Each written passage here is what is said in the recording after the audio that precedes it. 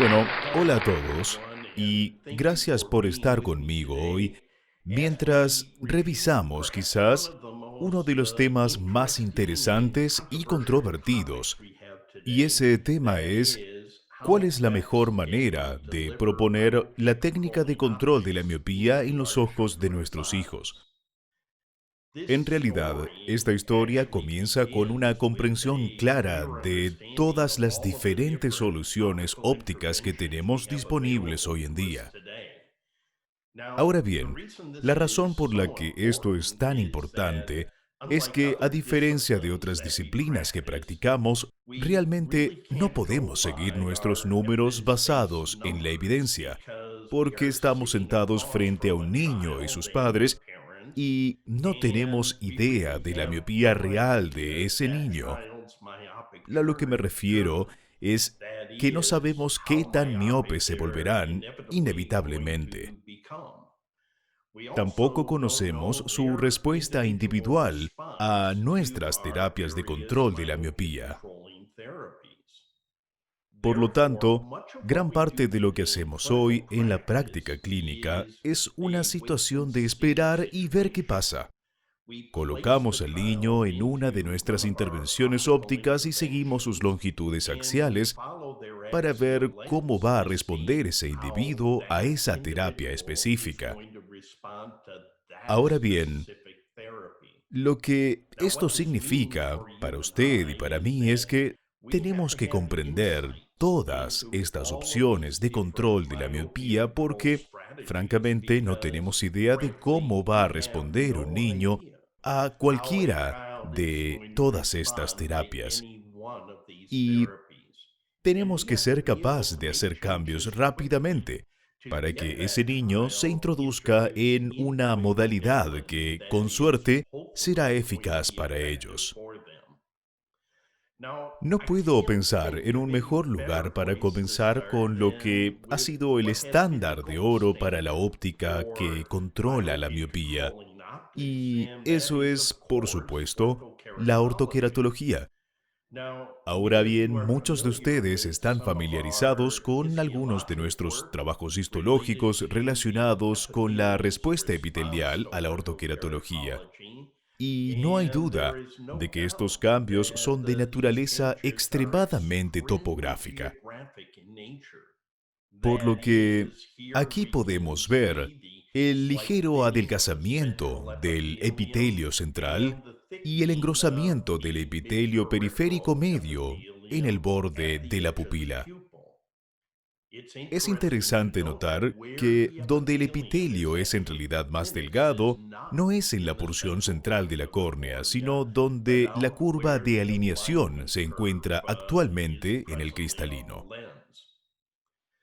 Ahora bien, podríamos ver aquí que ese engrosamiento del epitelio en el área de la curva inversa es lo que realmente crea ese poder adicional que estamos tratando de introducir en los ojos del niño. Eso se puede ver muy bien, no en el mapa axial, sino, por supuesto, en el mapa tangencial. Aquí podemos ver el anillo rojo creado por el engrosamiento del epitelio y toda esa área azul fuera del anillo rojo, que es donde el epitelio es más delgado. Donde el epitelio es más delgado será azul y donde es más grueso será de color rojo. Ahora fíjense, en el centro de esta córnea hay una pequeña área azul, y ahí es donde el epitelio se ha adelgazado levemente, pero no tanto como lo que tiene en la córnea periférica. Obviamente, lo que estamos tratando de hacer aquí es manipular la forma del caparazón de la imagen del niño, es decir, cuando colocamos a un niño en una lente aérea con corrección negativa, como vemos en la parte superior izquierda. Las imágenes centrales son enfocadas en la fóvea, pero periféricamente esos rayos de luz caen fuera de la retina. Nuestro objetivo aquí con la ortoqueratología es tomar esa óptica correctora miope y traerla hacia adentro para que esos rayos de luz periféricos puedan enfocarse dentro del ojo. Y aquí podemos ver eso en una ilustración bastante bonita de un paciente post-ortoqueratológico. Ahora bien, una de las cosas importantes que ha surgido a través de una variedad de estudios diferentes es el hecho de que necesitamos cuantificar, comprender la cantidad de poder hipermetrópico que estamos introduciendo en el ojo. Existen numerosos estudios en animales y en humanos que parecen indicar que cuanto más fuerte es esta señal, es decir, cuanto mayor es la cantidad de potencia adicional, mejor es el control de la miopía. Ahora pudimos ver esto en este estudio del 2011 de la Universidad Politécnica de Hong Kong. Y lo que vemos aquí, que en un grupo de pollos se ha adaptado una señal para estar en desenfoque miope. Eso es lo bueno dentro del ojo. Y desenfoque hipermetropía.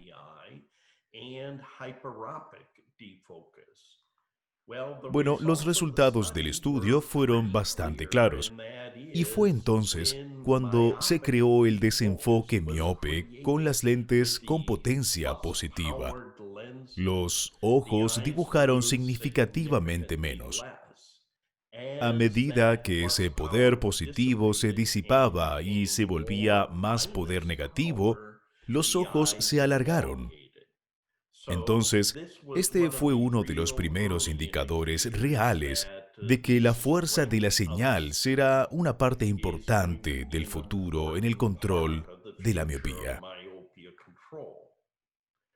Más recientemente, en 2020, se publicaron los resultados del estudio Blink, y aquí un grupo de niños estuvo expuesto a dos lentes de contacto blandas multifocales de diferente potencia, uno con más 250 y el otro con más 150 de adición. Los resultados fueron bastante claros en el sentido de que el tratamiento con la lente multifocal de mayor adición, la más 250, redujo significativamente la tasa de progresión de la miopía durante 3 años, en comparación con la más 150 o el grupo de control que solo usaba una lente de visión monofocal. Entonces pueden ver aquí que este concepto de fuerza de la señal parece ser una parte muy importante de este estudio de control de la miopía. Ahora bien, uno de los puntos con los que tuvimos problemas fue cómo podemos determinar la fuerza de la señal en la práctica clínica. Lo que hacíamos en el pasado era decirles a los padres que íbamos a colocarle al niño lentes de ortoqueratología y que además tenían 50% de chances de tener un buen control de la miopía. Bueno, eso se puede ver aquí de una forma muy fácil en 3 diapositivas. Vamos a observar 3 resultados de OrthoK, todos con una corrección de -3 dioptrías. Ahora pueden ver aquí que este paciente en particular tenemos una zona de tratamiento muy bien centrada, una buena corrección de -3, y pueden ver aquí que a pesar de la corrección de -3, estamos obteniendo un poder de adición muy débil en el borde de los 5 milímetros de óptica. Aquí solo estamos obteniendo una potencia dióptrica de más 1,50. Ahora veamos a nuestro segundo paciente. Este paciente también tuvo un cambio de 3 dioptrías y aquí tenemos una potencia de adición más fuerte, más 2,25. un buen tratamiento central, al igual que nuestro paciente anterior, pero una adición de potencia significativamente mayor que se presenta dentro de la pupila de 5 milímetros. En nuestro tercer paciente, una vez más otra corrección de -3, y aquí pueden ver que tenemos un poder de adición de +3. Entonces, tres pacientes individuales que se han sometido a una ortoqueratología muy exitosa. Los tres terminaron con poderes periféricos positivos significativamente diferentes. Por lo tanto, si nuestro objetivo en ortoqueratología es proporcionar al niño una cantidad razonable de adición para ralentizar o detener el crecimiento real de su ojo, está más que claro que este niño quizás tenga las mejores posibilidades de someterse a una ortoqueratología exitosa para el control de la miopía. Ahora bien, nos preguntamos, ¿hay otro índice con el que podamos medir esta importantísima fuerza de señal? Y eso nos quedó muy claro en este hermoso estudio que fue realizado por dos de nuestras mejores universidades del control de la miopía, que es la Universidad Politécnica de Hong Kong y el increíble trabajo de Pauline Cho y el increíble trabajo que se ha llevado a cabo con Stephen Vincent y su grupo en la Universidad de Tecnología de Queensland. Lo que hicieron fue observar a 103 niños que se habían sometido a ortoqueratología y midieron la cantidad de aberración esférica inducida por el procedimiento de ortoqueratología. Lo que se ve aquí son dos grupos, uno de 190 ojos que tenían un control de la miopía muy deficiente y 252 ojos que tenían un buen control de la miopía en virtud de sus longitudes axiales en esta ventana de tiempo de 2 años. Y como pueden ver aquí, aquellos que con un control deficiente de la miopía tenían pequeños aumentos en su aberración esférica, es decir, 0,22 micrones, mientras que el grupo que tuvo un buen control de la miopía tuvo una mayor cantidad de aberración esférica, 0,74 micrones. Y pensamos, vaya, esto es algo realmente interesante. Esto de que el aumento de la aberración esférica se asocia con un mejor resultado de control de la miopía. ¿Hay alguna forma de medir esto en la práctica clínica sin comprar un aberrómetro? Bueno, la respuesta es sí. Y eso es observando la aberrometría corneal. Dado que la mayoría de los efectos de la ortoqueratología son de hecho corneales, tendría sentido que si comprendemos estos cambios, quizás tengamos otra herramienta para determinar la fuerza de la señal. Ahora bien, aquí vamos a ver la aberrometría corneal, esta vez del topógrafo corneal de Medmont. Vamos a ver tres personas que se han sometido a una ortoqueratología exitosa con resultados de dioptrías de -250. Y pueden ver aquí que este individuo tiene una corrección de -257 dioptrías, una dosis de desenfoque miope, esa fuerza de la señal de +1,50 dioptrías. Ahora, cuando miramos la aberrometría pre- y postcorneal, vemos en este individuo 0,83 micrones de aberrometría corneal. Ahora, veamos al siguiente paciente. Observen que nuevamente tenemos una corrección de dioptrías de -2,50. Pero nuestra dosis de desenfoque miope ha pasado de +1,55 a +2 dioptrías de potencia positiva, particularmente en este paciente.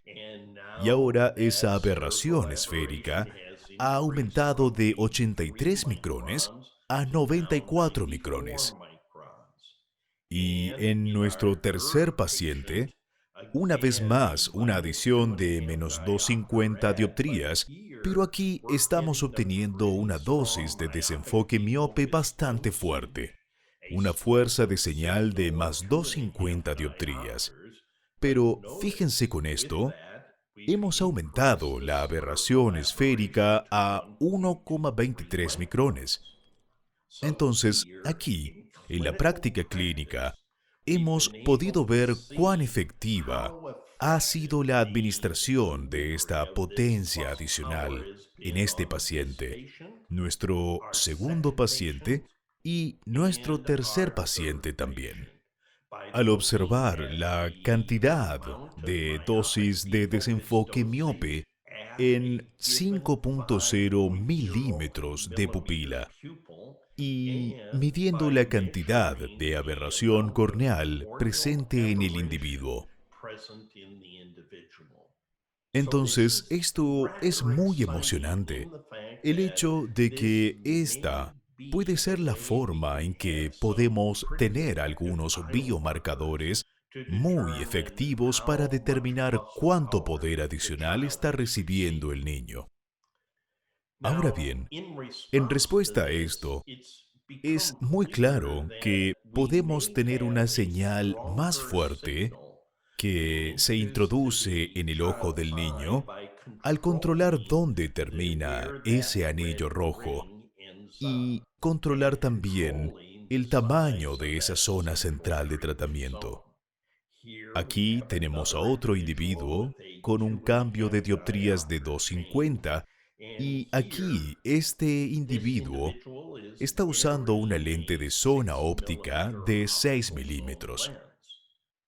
Bien, al manipular el tamaño de la zona óptica de 6 milímetros a 5,5 o 5,0, podemos ver un cambio dramático en nuestro mapa de perfil de energía a continuación. Miro 1 month delivers one of the highest levels of oxygen transmission. Available in sphere, toric, and multifocal. Miro 1 month contact lenses from Menicon.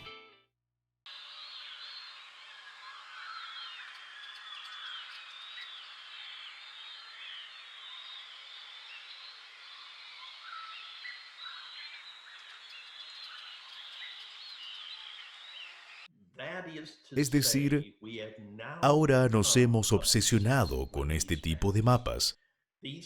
Estos mapas nos dan alguna indicación sobre cantidad de potencia adicional que el niño está recibiendo por el perfil creado por estos mapas. Seleccionamos arbitrariamente una pupila de 5 milímetros porque ese es el tamaño promedio de la pupila de un niño. Ahora bien, muchas personas se obsesionan mucho con esta situación del diámetro de la pupila, pero es importante que entendamos que los diámetros de las pupilas cambian constantemente en el niño durante todo el día. Entonces, para que entendamos esto, tenemos que configurar la pupila. Y nosotros, en la práctica clínica en Pacific University, hemos seleccionado una pupila de 5 milímetros. Y aquí podemos ver en nuestros dos pacientes, ambos con cambios de dioptrías de 2,50, una diferencia bastante significativa en la cantidad de potencia positiva presentada a través de estas dos pupilas. ¿Cuál de estas personas va a tener el mejor control de la miopía? Bueno, el tiempo lo dirá. Vamos a obtener esa información. Actualmente, se está estudiando en todo el mundo y muy pronto esta información y datos estarán disponibles para nosotros. Por ahora, tenemos que dar lo mejor de nosotros y por eso cuando estamos presentando ortoqueratología tanto a padres como a hijos, nos gusta variar el tamaño de la zona óptica para darle al niño la mejor dosis posible. Y eso significa ir a la zona óptica más pequeña. Esperamos poder colocar ese anillo rojo, lo que es la óptica positiva, mucho más adentro de los márgenes de la pupila. Ahora bien, por esta razón, tenemos dos lentes diferentes. Tenemos nuestras lentes de zona óptica de 5.0 y 5.5 milímetros que usamos para nuestros pacientes más jóvenes de control de la miopía. Y tenemos nuestra zona óptica más grande de 6 milímetros que llamamos lentes de ortoqueratología para adultos. La parte desafortunada es que hoy en día, la mayor parte de las lentes que se fabrican para el control de la miopía son una zona óptica fija de 6 milímetros. Ahora bien, la zona óptica no es toda la historia de esta saga.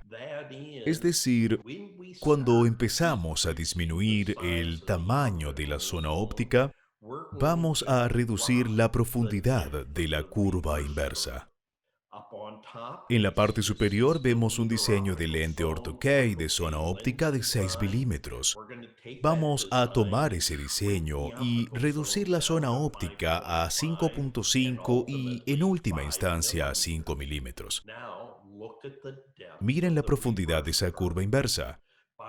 Al reducir la profundidad de la curva inversa, disminuiremos la cantidad de potencia adicional que se genera en los ojos del niño. Entonces, junto con la zona óptica más pequeña, tenemos que usar un radio de curva base esférico. Lo que hace esto es que cambia drásticamente el perfil de la curva inversa, por lo que en lugar de usar una esfera en la parte posterior de la lente, simplemente la hacemos esférica. El resultado final es que los tres lentes se diseñaron para entregar una cantidad máxima de potencia positiva, preferiblemente de 3 dioptrías de potencia positiva o tal vez más sobre la pupila del niño. ¿Qué se puede ver realmente en este estudio en particular? Este es un estudio que fue realizado por Eddie Chow en Toronto, Canadá, y tiene la práctica de control de miopía más grande actualmente en América del Norte. Eddie estaba interesado en observar dos grupos diferentes de pacientes, es decir, un grupo que llevaba una lente de zona óptica tradicional de 6 milímetros y un segundo grupo que llevaba una zona óptica más pequeña de 5.4 milímetros con ese radio de curva base esférico. Ahora bien, estas dos muestras fueron seguidas durante 5 años con sus longitudes axiales, para hacer que los grupos de estudio fueran equivalentes. Utilizamos un sistema de clasificación de análisis de propensión, mediante el cual pudimos emparejar las dos muestras de pacientes con su edad, con su longitud axial y el equivalente esférico, también potencia, queratometría y excentricidad. Al final del análisis de propensión teníamos 191 ojos en ambos grupos de estudio que estaban igualmente emparejados cuando comenzaron su aventura ortoqueratológica. Entonces, primero echemos un vistazo a los resultados de longitud axial de 5 años de aquellas personas que usan una lente de zona óptica tradicional de 6 milímetros. Aquí pueden ver que en comparación con un grupo de control, en este caso, el grupo de datos de estudio claros de la Universidad Estatal de Ohio que usa gafas, como vemos aquí, en algunos de los niños les fue muy bien con el control de la miopía y a otros bastante mal con su control de la miopía. Es muy fácil de ver cuando miran los poderes dióptricos aquí abajo. Cuanto mayor sea el poder miope en el momento de comenzar la ortho-K, mayor será el control de la miopía en el niño. Ahora, cuando estos se colocaron en un gráfico de dispersión, se pudo ver aquí que teníamos dos grupos de pacientes muy distintos, los que respondieron bien a ortho-K y los que no. Y al echar un vistazo rápido, podrían ver que los números estaban cerca del 50-50. Ahora, cuando miramos nuestros estudios de control de la miopía en la literatura, vemos aquí que la cantidad promedio de reducción de la miopía es de alrededor del 50%. Es decir, a la mitad de los niños les va bien con el control de la miopía y la mitad de ellos no. Ahora, todos estos estudios han utilizado el diseño de zona óptica de 6 milímetros y probablemente todos obtendrán esta respuesta que es muy similar a ese diseño en particular. Ahora bien, si tener una tasa de éxito del 50% es adecuado en su práctica, bueno, continúe haciéndolo y espere que esas cosas mejoren con el tiempo. Sin embargo, si el 50% le resulta un poco desconcertante, bueno, veamos entonces por qué podría ser eso. Observamos aquí que cuando hacemos una corrección de -1 en la parte superior y miramos el perfil de la película lagrimal debajo de la lente ortho-K, vemos una curva inversa muy pequeña y, por lo tanto, será muy difícil inducir una cantidad significativa de potencia positiva con ese tipo de perfil de película lagrimal debajo de la lente. Pueden ver una diferencia dramática con -4. Ahora tenemos una curva inversa significativamente más profunda. Y ahora probablemente obtendremos la potencia adicional deseada que estamos buscando. Cuando miramos a los individuos que se han sometido a los mapas de perfil de poder con ortoqueratología, un -1 inducirá una cantidad muy pequeña de poder positivo, mientras que un -4 inducirá una cantidad significativamente mayor de poder positivo. Así es como funciona la ortoqueratología. Ahora bien, en la segunda muestra de individuos, 191 ojos que habían sido seguidos durante 5 años y seleccionados al azar mediante análisis de propensión. Aquí pudimos ver una zona óptica de 5.4 milímetros, una asfericidad posterior de 1.40 y ahora podemos ver en el seguimiento de estos niños durante 5 años un resultado mucho mejor en el control de la miopía.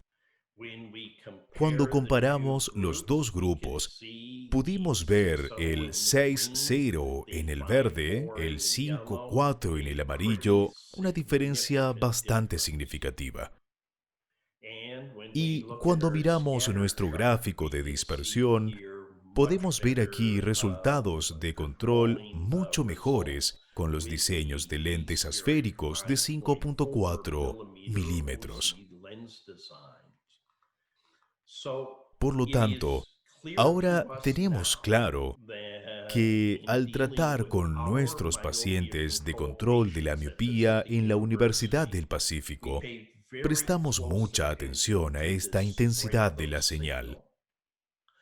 Es decir, en nuestros miopes más bajos, es fundamental que los coloquemos en diseños de lentes ortho-K que serán capaces de generar suficiente potencia adicional en la pupila para ser equivalente a una potencia adicional de más 3.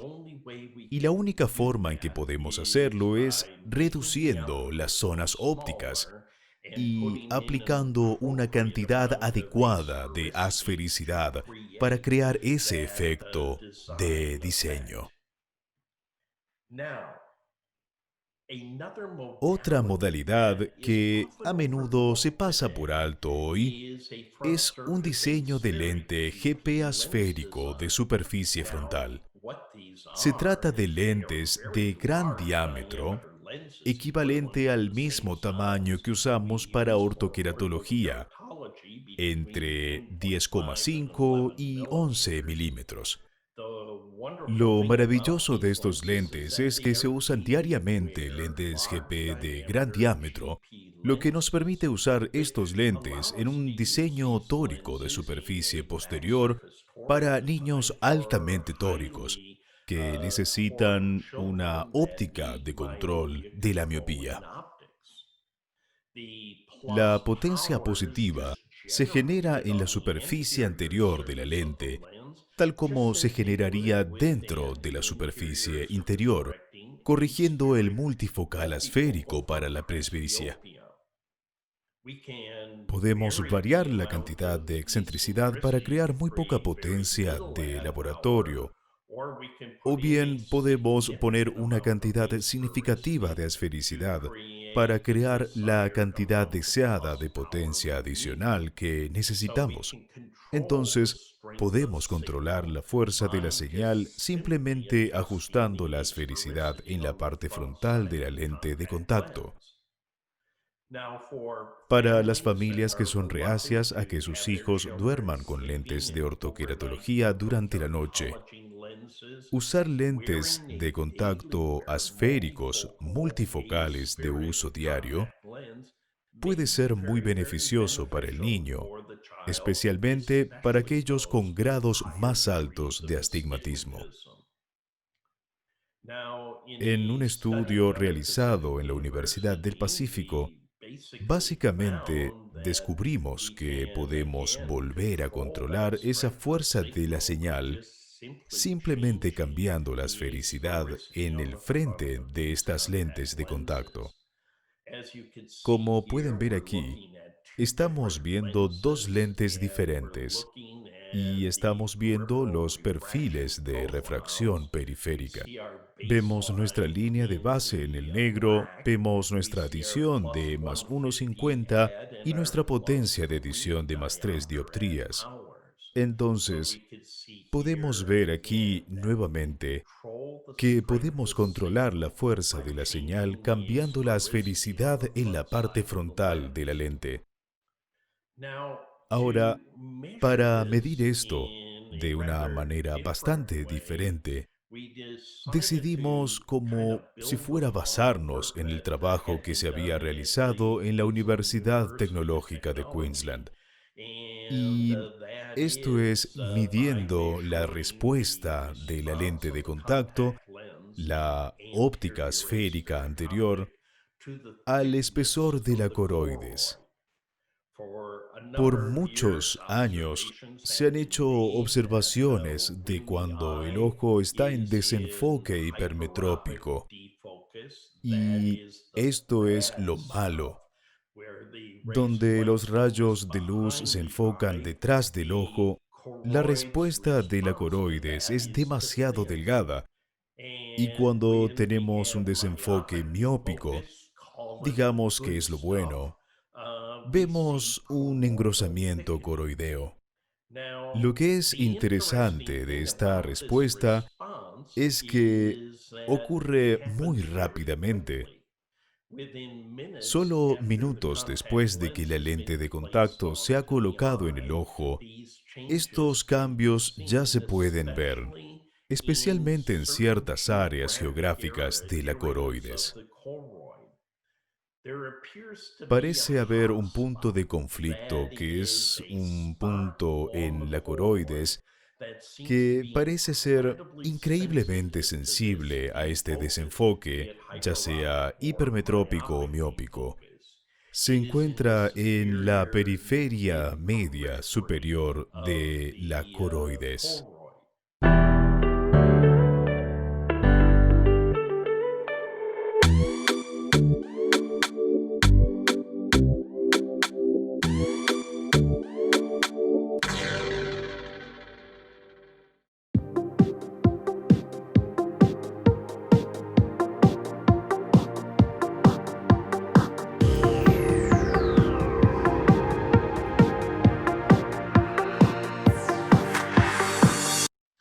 Entonces, lo que hicimos fue básicamente colocar a un grupo de individuos en dos lentes de contacto diferentes. Se puede ver aquí, en este individuo, que tenemos un multifocal esférico anterior de 10.3 de diámetro. En el ojo derecho, hemos incorporado un diseño de distancia central donde el centro de 2 milímetros son para distancia y alrededor de esa zona tenemos nuestro periférico de +5 de potencia añadida y en el otro ojo tenemos una lente de contacto esférica. Hacemos que las personas usen estos lentes de contacto durante periodos de tiempo que son relativamente cortos, y eso es aproximadamente de 4 horas. Ahora bien, se puede ver aquí la diferencia, y esta es la diferencia en la respuesta de la coroides a estos dos lentes de contacto. Se podía ver la lente esférica de la izquierda en rojo, su respuesta de grosor coroideo, y se podía ver el ojo derecho con el agregado de +5, que definitivamente tenemos una respuesta bastante fuerte en esa periferia superior y también inferior de la coroides. Lo interesante de este estudio, en particular, fue la respuesta subjetiva del individuo a los ojos que usan el +5 de adición. Si bien notaron algo de borrosidad en la periferia creada por el lente +5, la respuesta fue sorprendentemente mínima. Es decir, todos estos sujetos pudieron usar con éxito los lentes de contacto en ambos ojos durante el periodo de 4 horas. Esto me sorprendió un poco porque es una cantidad bastante sustancial de poder de adición, pero no obstante, subjetivamente lo hicieron sorprendentemente bien. Ahora bien, en el tema número 2, esta vez tuvimos +5 para agregar potencia en el ojo derecho, nuevamente la esfera en el izquierdo, y aquí podemos ver la respuesta de los dos ojos, y se puede ver especialmente en el +5 que se agrega en esa porción superior de la coroides.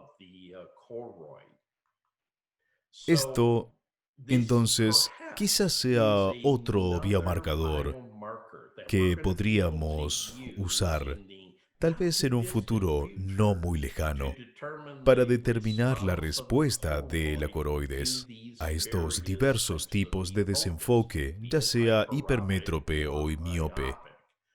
Así que, una vez más, es necesario realizar un trabajo muy interesante en esta área en particular. Ahora bien, cambiemos de tema y miremos nuestras lentes blandas. Hoy en día, el mercado de las lentes blandas multifocales para el control de la miopía está dominado por los diseños de lentes al centro. Y como sabemos, hay muchos perfiles diferentes que se han utilizado para una variedad de estudios diferentes. La que ha despertado mayor interés en los últimos tiempos es la lente MiSight de Cooper Vision. Este es un tipo de diseño de lentes alterno distante cercano llamado diseño de lente de enfoque dual. Y aquí nuevamente, sus resultados han sido realmente muy intrigantes. Ahora bien, tenemos que retroceder un poco porque necesitamos echar un vistazo a un pequeño cuerpo de trabajo. Lo hicimos relacionado con la óptica periférica de nuestras lentes blandas desechables diarias. Digamos que llega un niño que tiene -3 de miopía y decidimos no controlar la miopía en el niño, sino colocarle, ya sea un individuo de 13 o 14 años, en una lente desechable diaria. Y pregunto, ¿es esto lo más inteligente que podemos hacer?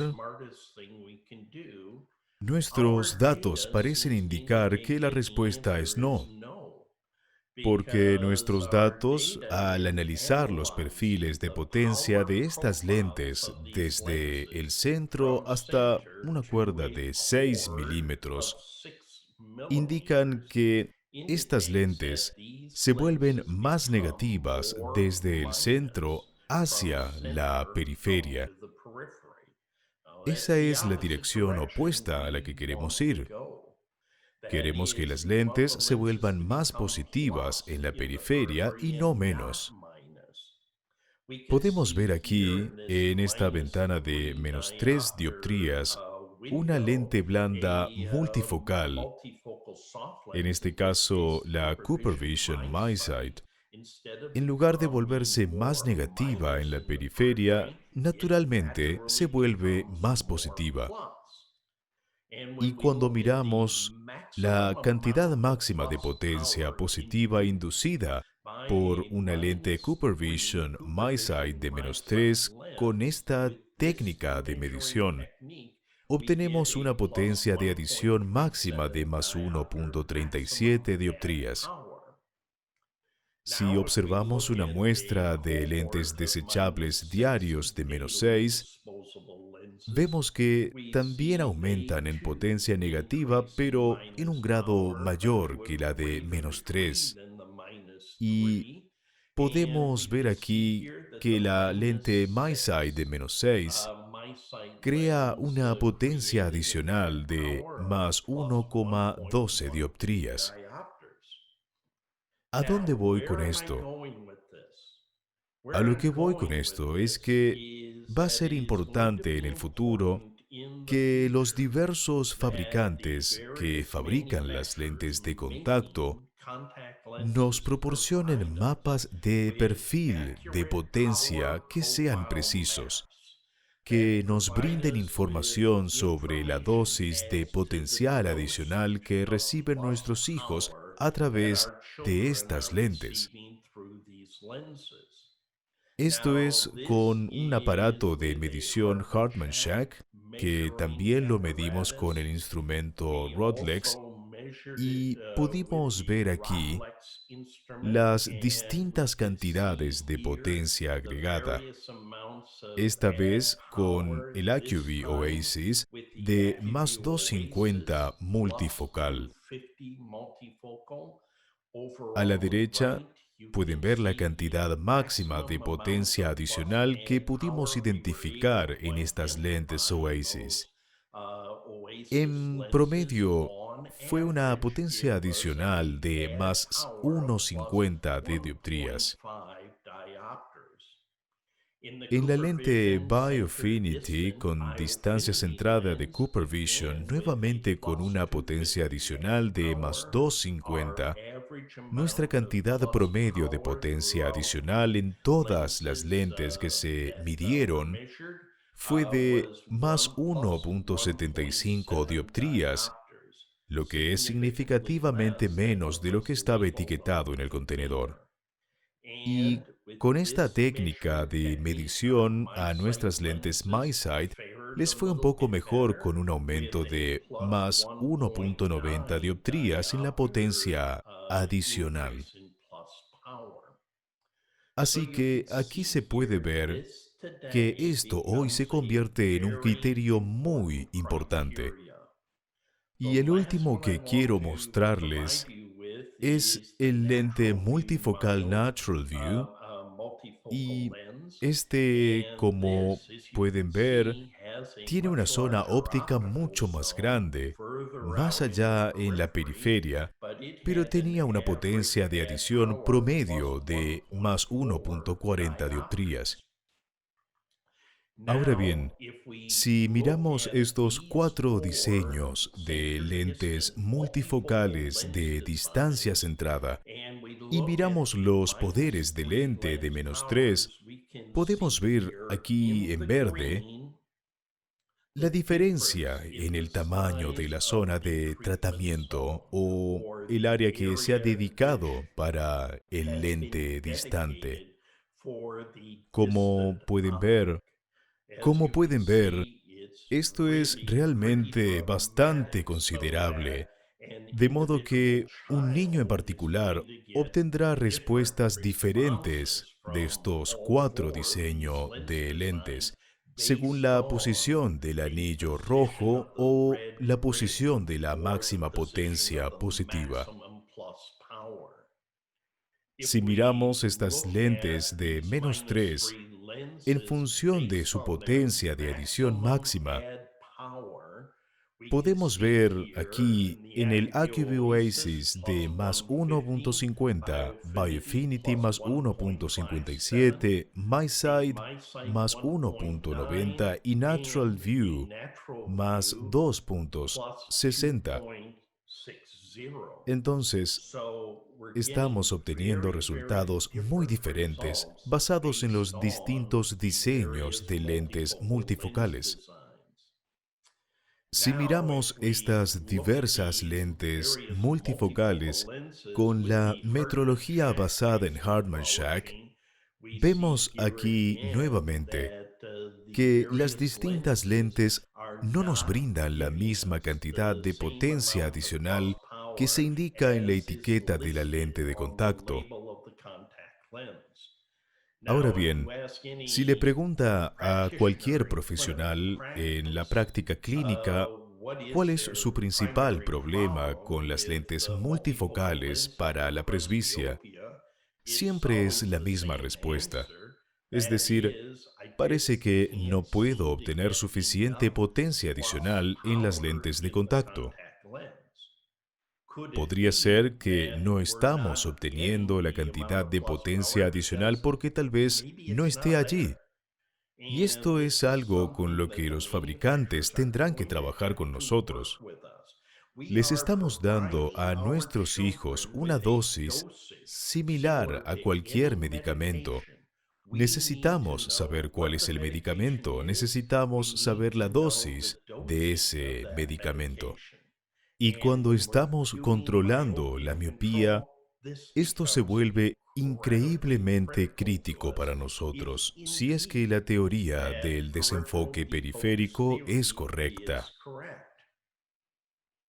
Ahora bien, otro obstáculo al que nos enfrentamos en la adaptación multifocal con nuestros hijos es el centrado de la lente de contacto blanda. Sé que suena un poco extraño, pero nuestros estudios en Pacific han demostrado claramente que la esclerótica del lado nasal del ojo es muy diferente de la del lado temporal. Cuando estos lentes aterrizan en la esclerótica, Primero aterrizarán en el lado nasal y luego se detendrán en una posición ligeramente descentrada. Si se trata de una lente de visión única, crea un poco o ningún problema para el paciente esta pequeña cantidad de descentramiento. Es decir, si preguntáramos a cualquier practicante, ¿esta lente está adecuadamente centrada? Por supuesto, la respuesta sería sí, está adecuadamente centrada. Y esto realmente se puede ver en esta simulación en particular, en la que tenemos un segmento anterior subyacente con la córnea y la esclera. Y quiero que presten atención a dónde se posiciona finalmente esta lente. Hemos marcado la línea de visión en este individuo y que siempre va a ser nasal. Y eso se debe a la posición temporal de la fóvea humana. Entonces, podemos ver aquí que la óptica, al estar en el centro de la lente de contacto, está marcada por esa estrella amarilla. Ahora, observen cómo el lente cae y apoya el lado nasal de la esclerótica. Va a caer hacia abajo, tocará el lado nasal y tiene que descansar en el otro lado. Y finalmente aterrizará en esa posición descentrada natural. Ahora bien, presten atención a dónde se coloca la óptica de distancia centrada y dónde debería estar en la línea de visión. Por lo tanto, estas lentes en realidad se colocan en el lado opuesto de donde nos gustaría que estuvieran en última instancia. Y esto podría ser un problema potencial para nuestros hijos. Obviamente es un problema para nuestros pacientes con presbicia y realmente no entendemos completamente por qué la esclerótica debe ser algo diferente entre sí. Lo único que podemos suponer es que la inserción de ese músculo recto medial que está a solo 5,8 milímetros del limbo en comparación con la inserción de los otros músculos extraoculares. Ahora bien, si esto juega o no un papel principal en la forma de la esclera nasal, realmente no lo sabemos con certeza. Pero basta con decir que nuestras lentes se van a descentrar debido a eso. La óptica de nuestras lentes de contacto blandas multifocales se verá comprometida. Aquí vemos un diseño con visión central cerca de un diseño de lente multifocal con la óptica desplazada levemente. Y ahora, cuando estas ópticas son desplazadas por el laboratorio y la lente correctamente colocada, podemos colocar estos objetos exactamente donde queremos que estén. Cuando usemos estos poderes de adición más altas en los lentes de contacto blandas multifocales de nuestros niños, será imperativo que tengamos esas ópticas muy bien centradas.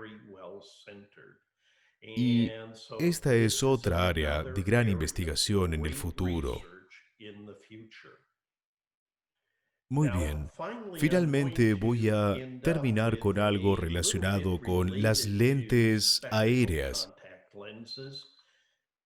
Sabemos desde hace muchos años que cuando colocamos a un niño unas gafas para corregir su miopía, esto induce el mal desenfoque periférico hipermétrope. La razón por la que esto es motivo de gran preocupación hoy en día es que estamos diagnosticando miopía en niños cada vez más pequeños debido a exámenes escolares muy efectivos y a nuestra publicidad optométrica que ha hecho un muy buen trabajo al indicar a los padres a que traigan a sus hijos para exámenes de la vista. Entonces, la pregunta es, cuando ese niño miope se presenta en nuestra oficina, ¿realmente queremos ponerle gafas? Muy bien, hubo un hermoso estudio realizado por Lin y colaboradores en el Brian Holden Vision Institute, donde observaron la refracción periférica de miopes bajos y moderados. Como pueden ver aquí, lo que vemos son los resultados promedio del grupo de miope bajo y el grupo de miope moderado abajo. Y lo que vemos son las diferencias en el error refractivo central y periférico. Un comprobado líder en la práctica de lentes especiales y ojo seco. Cuando la precisión importa.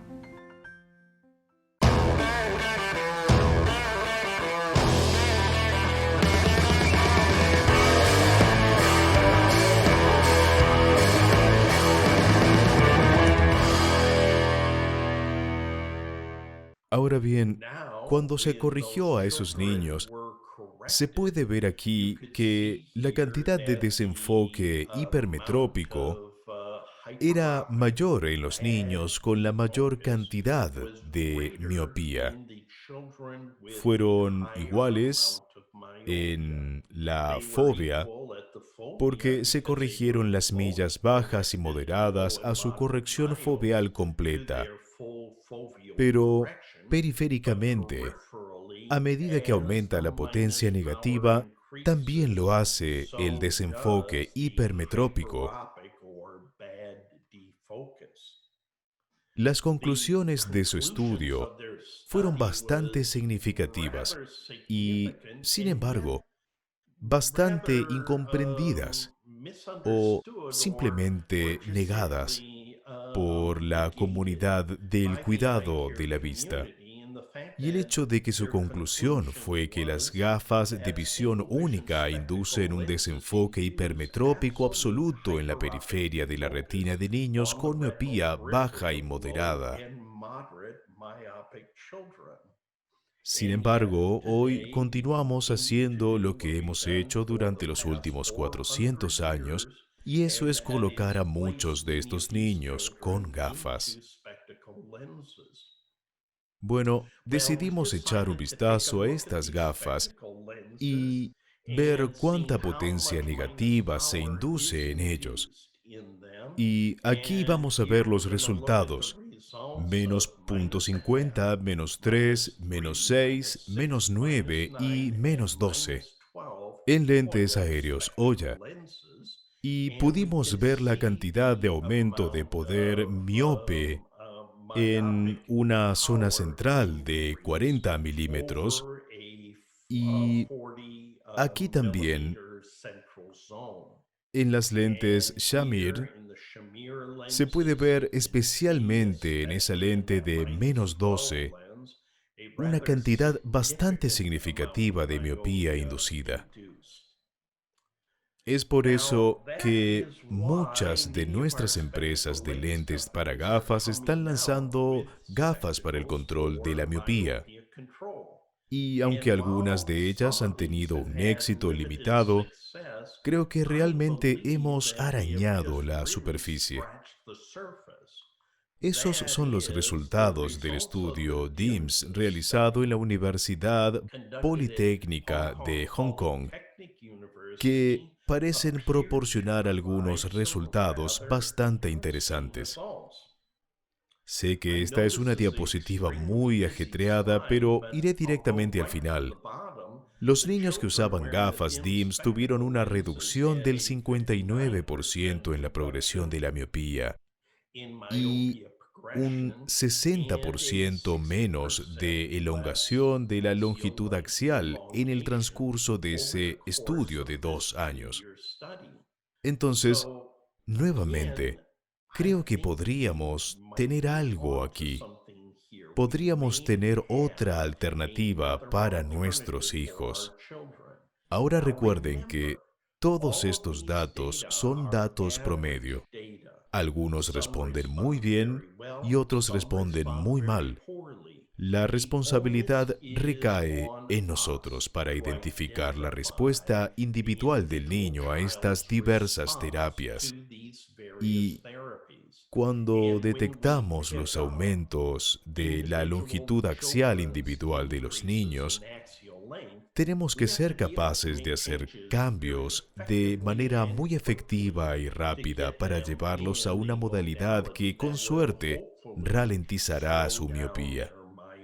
Por lo tanto, cuando observen estos datos, aunque se ven muy interesantes e intrigantes, y de hecho lo son, debemos recordar que estamos tratando con pacientes individuales. Ahora bien, algunas buenas noticias, al menos para aquellos de nosotros en América del Norte. Joya en julio de 2020 se lanzó en Canadá. Es de esperar que en los Estados Unidos algún día veamos la introducción de este tipo de tecnología, de modo que tengamos otra herramienta en nuestra caja de herramientas. También hay otro grupo llamado SciGlass Vision de Palo Alto, California.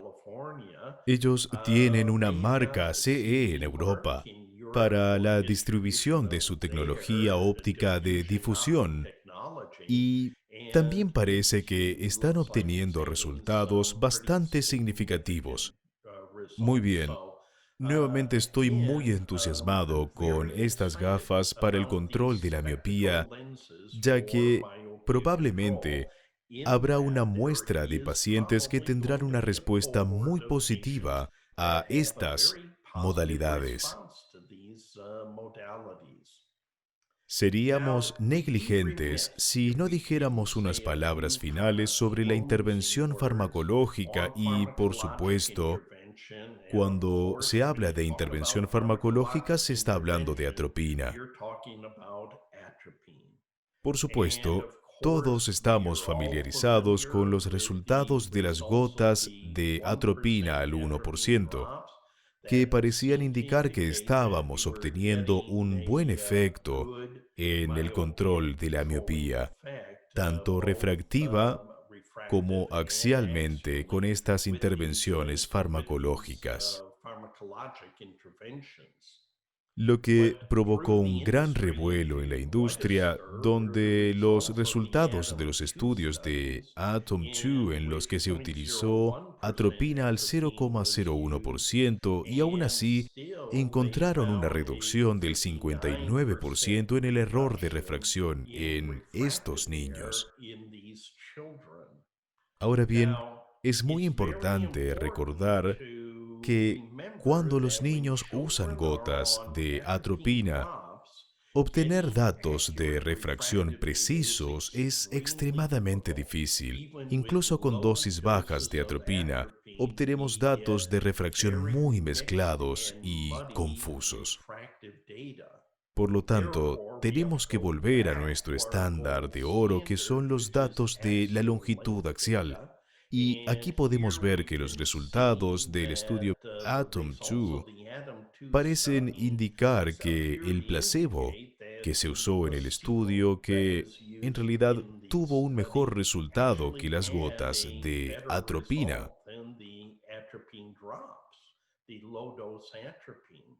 Posteriormente, se han realizado varios estudios diferentes para analizar la eficacia real de la atropina en dosis bajas. Y aquí está uno de esos estudios publicados en Oftalmología en 2018, donde analizaron las diversas concentraciones de atropina. Y aquí podemos ver que los cambios en la longitud axial parecen estar definitivamente relacionados con la dosis.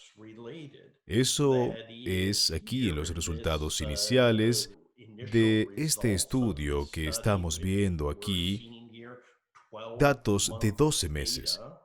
La atropina de dosis baja tuvo un efecto de control de la miopía más bajo. El mejor efecto de control de la miopía se observó con 0.5% de atropina, por lo que nuevamente vemos que parece ser un fenómeno relacionado con la dosis. Ahora bien, ¿eso pone la espada final en el corazón de la atropina? La respuesta es no, realmente. Y eso se debe a que ahora se han realizado varios estudios que analizan las terapias combinadas de atropina con ortoqueratología. Este es uno de esos estudios que se publicó recientemente. Los datos de un año de la Universidad Politécnica de Hong Kong, y lo que vemos aquí es la longitud axial de la ortoqueratología de la atropina a los 6 y 12 meses. Vemos aquí que a los 6 meses hay una diferencia bastante significativa entre los dos grupos. Pero nuevamente, a los 12 meses, parecen tomar un curso más paralelo. Ahora bien, queda por ver si esto va a ser cierto o no a lo largo del curso de la atropina con Ortho-K, pero no obstante, está muy claro que el uso combinado de atropina en dosis bajas de atropina con ortoqueratología parecen tener un efecto bastante positivo.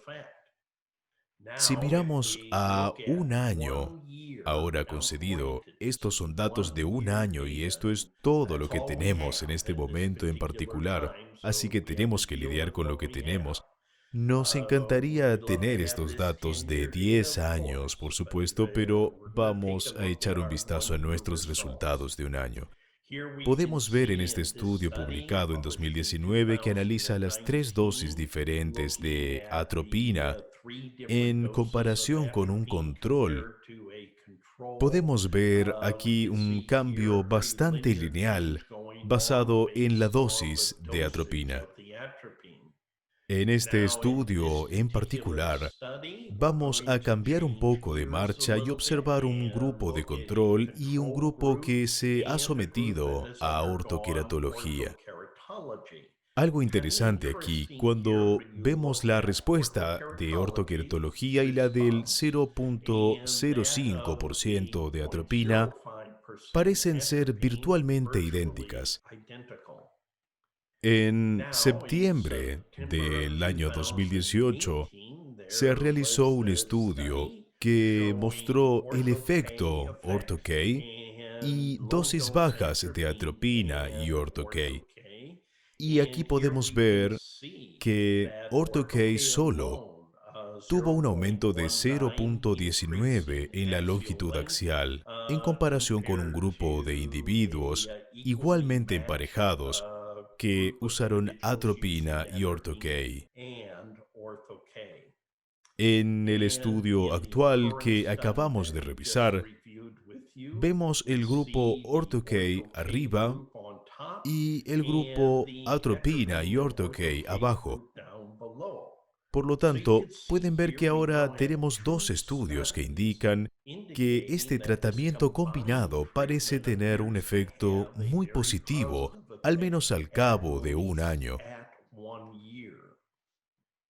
Es interesante si solo observan los números y observan la reducción relacionada solo con la ortoqueratología. En promedio, es del 52% con atropina en dosis bajas, solo una reducción del 12%. Sin embargo, cuando se combinan estas dos terapias, al menos los datos de un año indican una reducción del 76% en la miopía. Así que estemos atentos. No sé qué tan bien estos números se mantendrán con el tiempo, pero estamos viendo que suceden algunas cosas realmente interesantes. Entonces, ¿a qué se debe el efecto sinérgico de la atropina con el ortho-K. Bueno, todo lo que podemos hacer es hacer suposiciones. La primera es el tamaño de la pupila. Incluso con dosis bajas de atropina hay un poco de dilatación de la pupila y esa dilatación extra de la pupila acaso puede inducir un poco más esa imagen de desenfoque miope en la periferia, crea una señal más fuerte dentro del ojo. Bueno, tal vez sí. Lo otro puede ser el atrapamiento real de la atropina en la curva inversa de la lente de contacto. Es decir, si la gota se instala en los ojos del niño y la lente ortho-K se aplica al ojo, ¿quedará atrapada parte de esa atropina residual por debajo? La curva inversa de la lente se libera lenta pero más completamente en el ojo. Todas estas son solo conjeturas que se nos han ocurrido y que podrían explicar parte de este efecto sinérgico. Pero esta es definitivamente una historia que nos entusiasma a todos y vamos a esperar y ver. En resumen, hasta hoy se han escrito miles de artículos sobre el control de la miopía y, sin embargo, no hemos identificado la cascada de sustancias químicas, ópticas o neurotransmisoras involucradas en esta historia de la miopía. Simplemente sabemos que cuando hacemos ortoqueratología y aumentamos la fuerza de la señal, parece haber una señal de control de la miopía más fuerte dentro del ojo. Pero lo que realmente está sucediendo físicamente con estas señales más fuertes sigue siendo desconocido. Estoy seguro de que dentro de 5 años probablemente tendremos la respuesta a esto, pero por ahora tenemos algunos datos bastante sólidos que nos dan luz verde para seguir adelante con nuestras estrategias de control de miopía. Entonces, por ahora, el futuro del control de la miopía parece muy prometedor. Sin embargo, como mencioné en la apertura de esta conferencia, es muy importante que recordemos que cada paciente individual tendrá su respuesta individual a nuestras terapias. Eso significa que toda la responsabilidad recae en nosotros para identificar la respuesta del niño a nuestra terapia. Tenemos muchas herramientas diferentes, como describí, y encontrar la herramienta adecuada para ese paciente individual trata de prueba y error por ahora, y no veo que eso cambie en un futuro lejano. Creo que siempre vamos a tener esto como parte de nuestra saga de control de la miopía. En este momento, lo que mejor podemos hacer es medir nuestra fuerza de señal lo mejor que podamos y seguir las longitudes axiales para determinar si estamos viendo un control de la miopía o un aumento adicional de la miopía en el niño. Con eso, quiero agradecerles por su amable atención y estoy seguro de que podré verlos a todos nuevamente en el futuro una vez que todo vuelva a la normalidad. Muchas gracias.